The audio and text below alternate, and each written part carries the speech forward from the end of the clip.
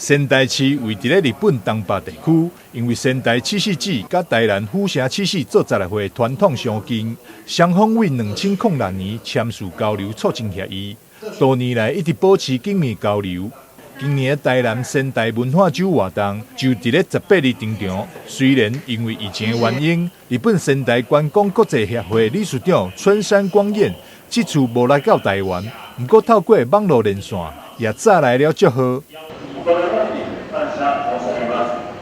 成功大学甲南台科技大学师生共组创作团队，为台南仙台文化周设计出多款的 VR 实境游戏，让体验者会当透过游戏认识台日双方的文化甲历史。我觉得透过这个游戏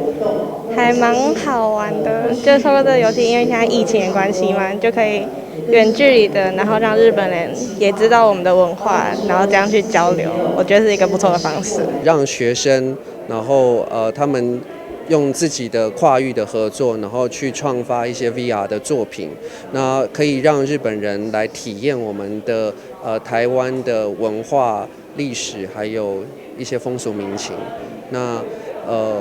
因为我们这次因为新冠肺炎的影响，所以没有办法直接到日本去，所以我们就用这样子一个很创新的线上的交流的方式来举行这个活动。台南仙台文化周展场 VR 体验，3月18到24分别会伫咧几个时段开放予民众体验。观众朋友若是对着 VR 实境，或者是台日文化历史有兴趣，拢会当前往成功大学光复校区历史文物馆体验。台南新闻张硕维采访报道。